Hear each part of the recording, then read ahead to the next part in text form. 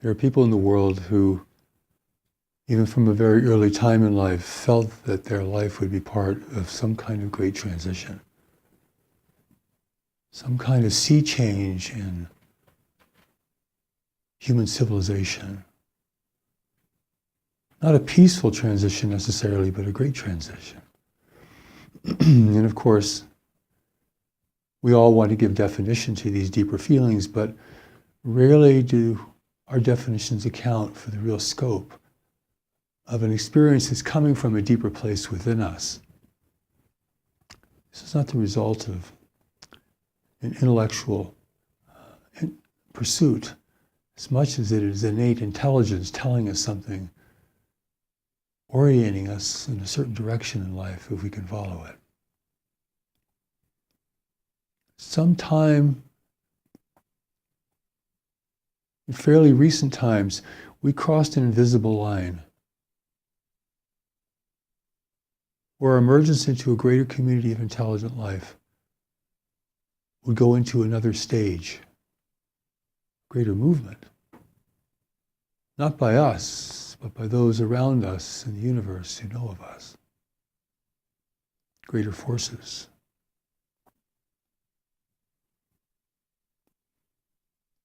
We don't know that moment and that time.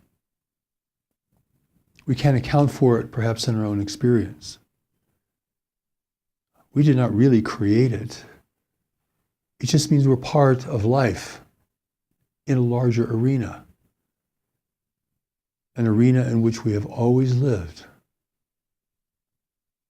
And now the time has come when our isolation is over. Prior to understanding this, people will think, well, we're in a great environmental crisis, which we are, or we're going to go through a tremendous economic or political breakdown and rebuilding, or perhaps we're in a spiritual renaissance of some kind, a great spiritual upliftment and opening. Everyone trying in their own way, using different words and ideas, to give voice to an experience that we're all having, that life is changing underneath our feet. It's not going to be the same world, even of our parents.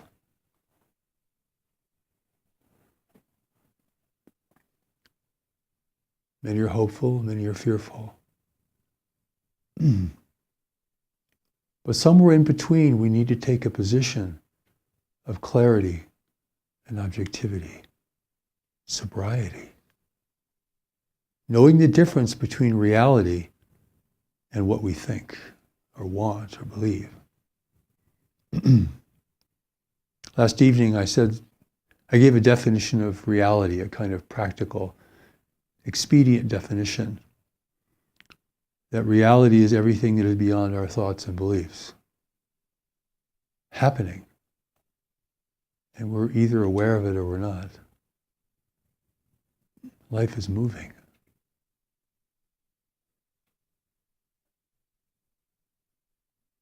There are other races in the universe who seek opportunity here.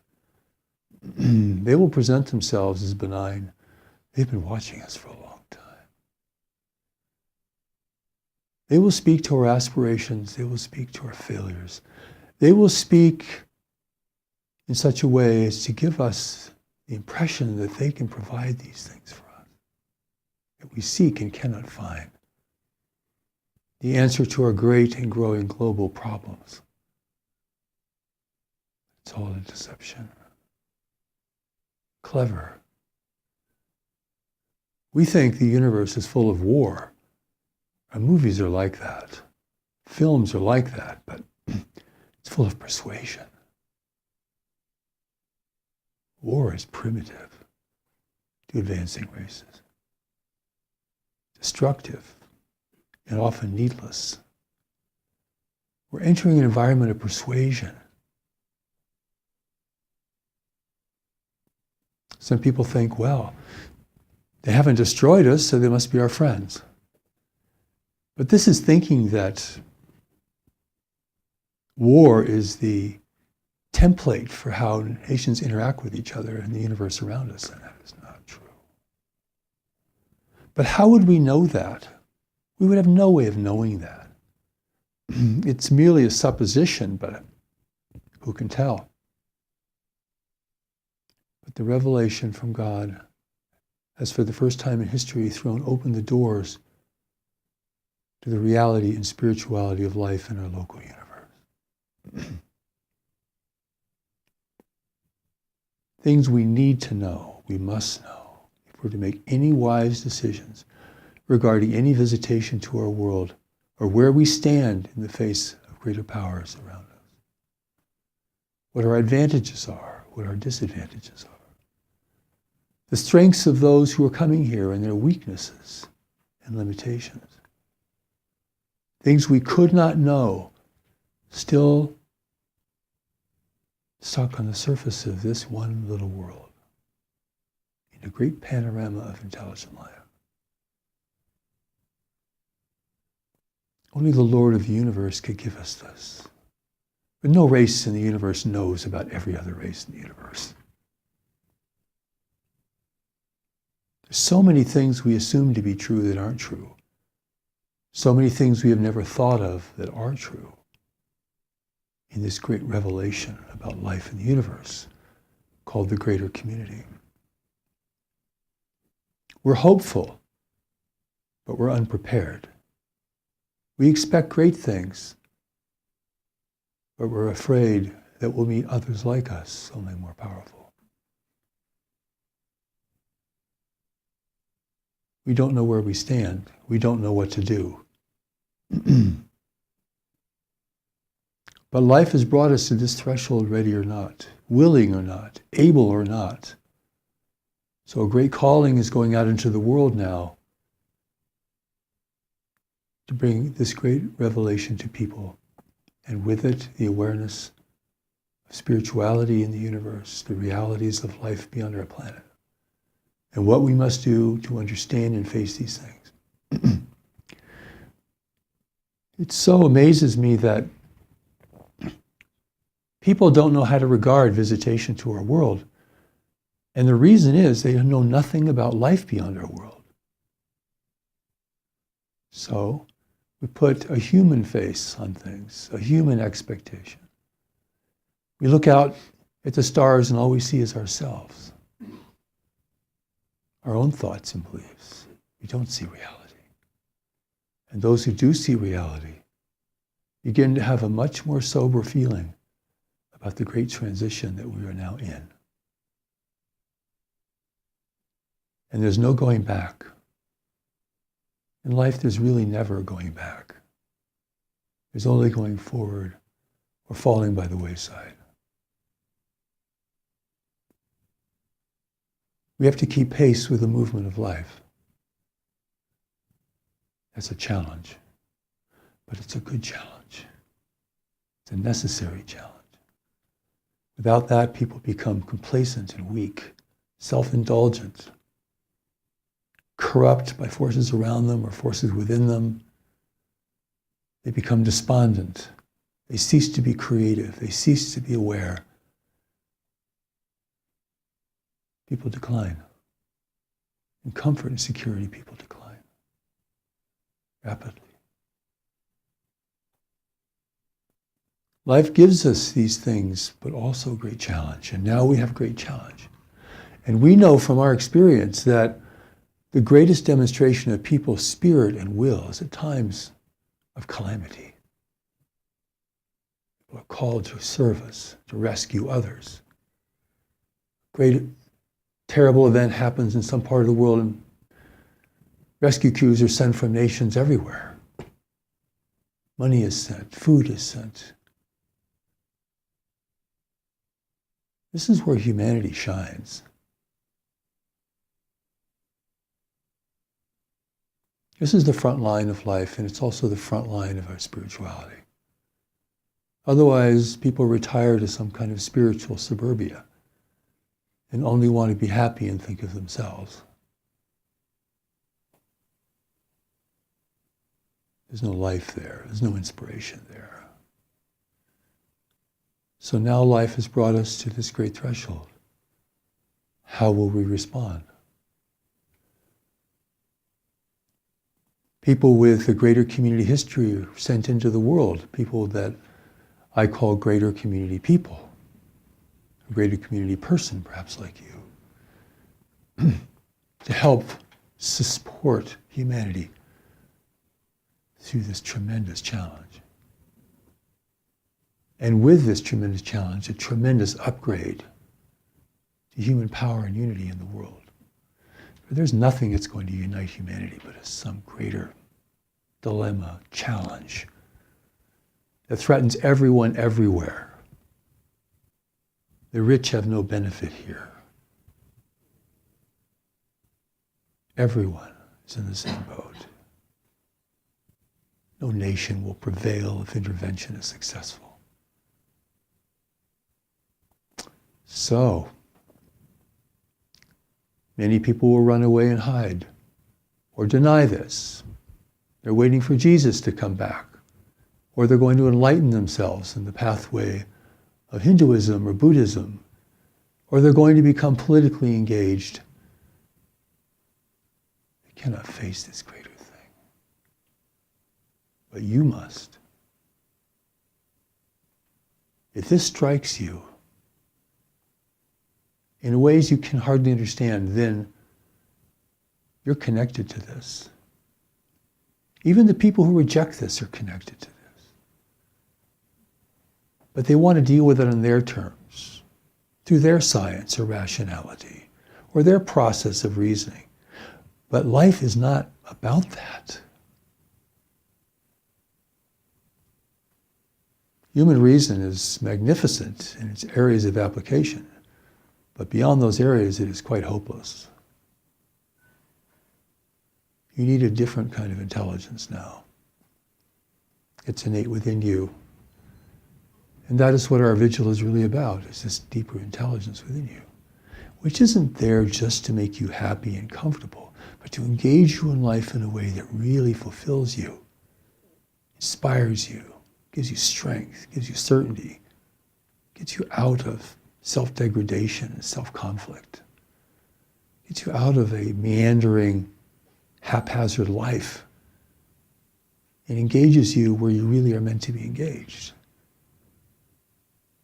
You may pray for God to anything, any advantage, but God has put knowledge within you to guide you. You really cannot ask for more than that. It's enough if you can respond to this. So I think the world needs to have this greater community awareness, education, preparation, or the world could be overtaken without firing a shot. The powers of persuasion and manipulation.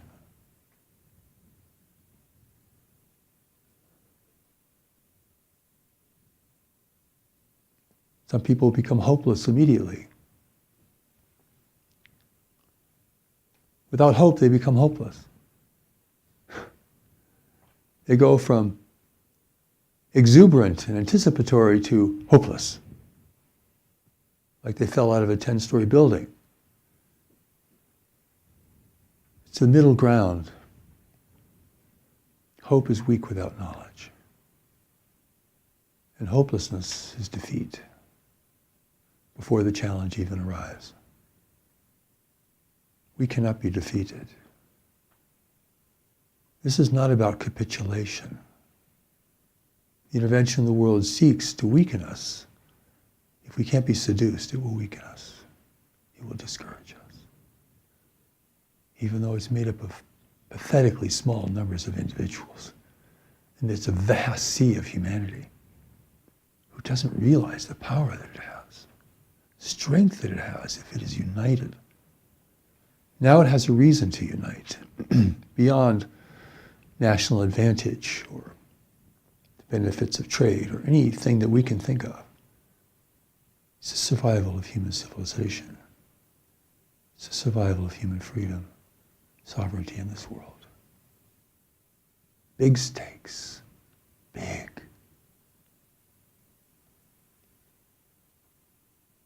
part of our message to you is what is big within you is connected to what is big beyond you.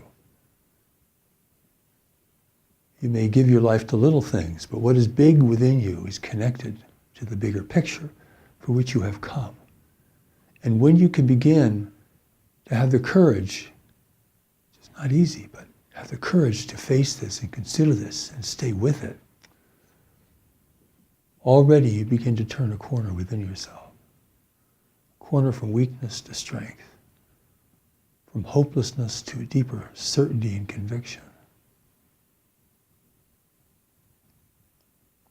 I'm a messenger sent into the world to be a vehicle to bring this great teaching to humanity. And you know, for the messengers before me, it always looks hopeless. Anything important to do always looks hopeless.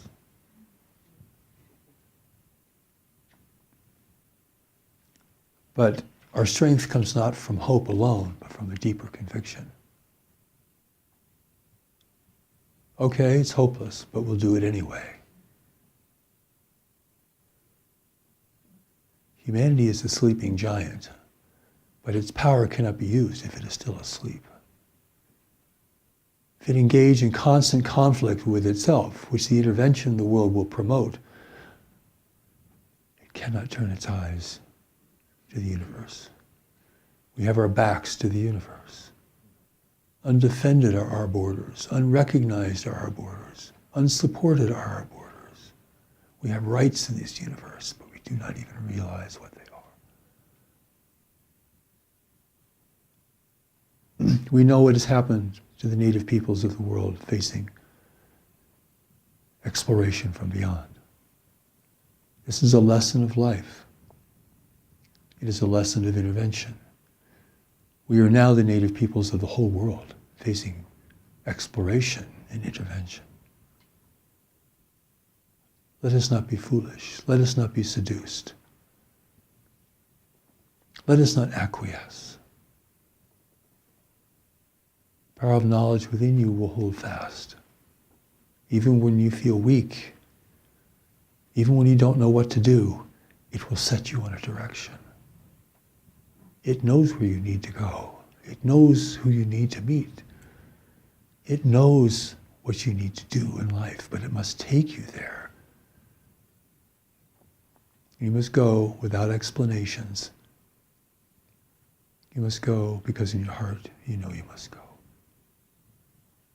That is what heaven is looking for within you. Can you follow something without understanding it or having explanations?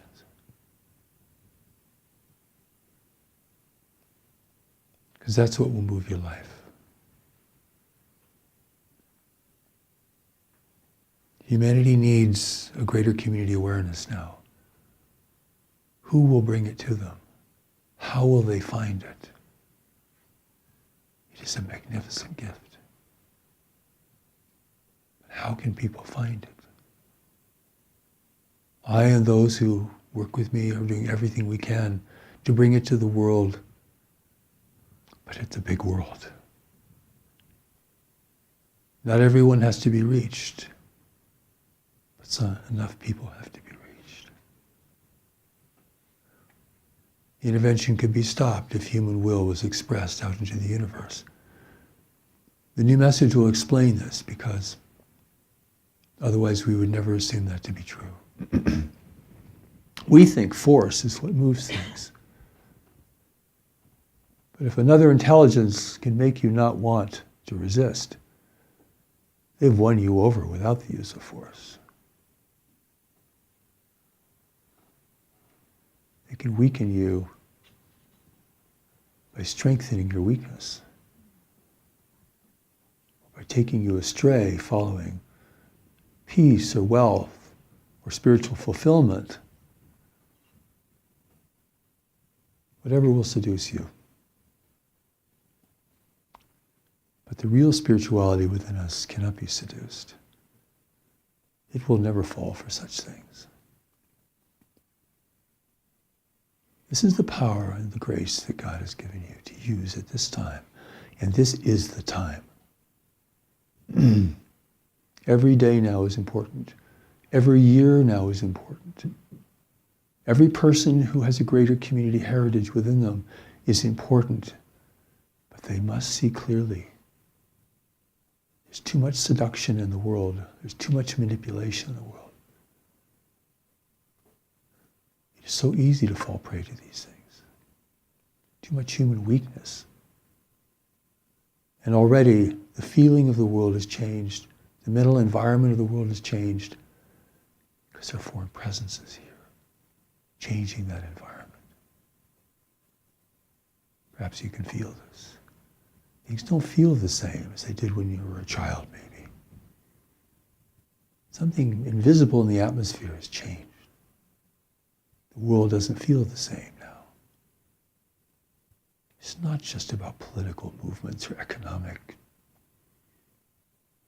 changes. It's something else, much more pervasive. We have a stranger in our house who's changing that environment. And not everyone's going to feel it or know it or even accept it. But those who do must become strong. Must become prepared, not by themselves, because no one can prepare themselves for this. This is why there's a new message from God. Not just about personal fulfillment or bliss or happiness. If that is your only goal in life, you open yourself to all forms of seduction and persuasion. Something much greater. The protection of everything you value in this world. Protection of whatever freedom has been established in this world. Protection of all forms of human spirituality. Protection of human sovereignty and determination. This is how big this is. God's not going to speak again for anything except something extremely urgent. This is extremely urgent. And necessity is upon us and within us. You can feel it.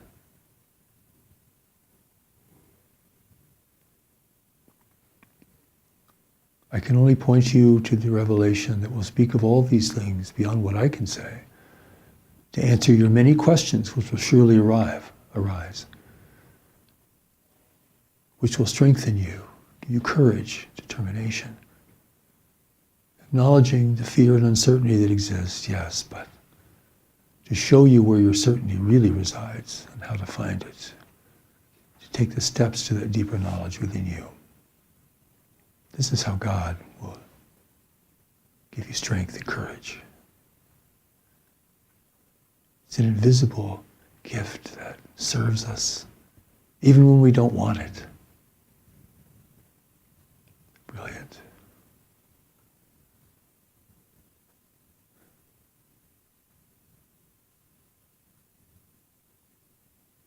Part of understanding who you are in the world today is part of a greater context within the world today.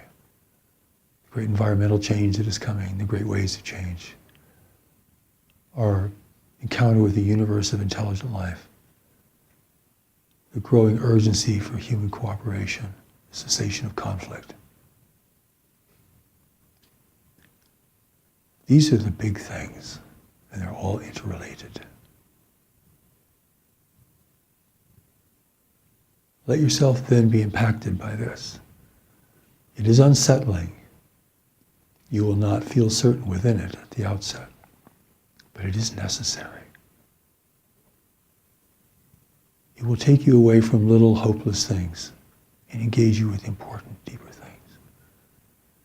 And that is where your sense of worthiness and well-being will emerge.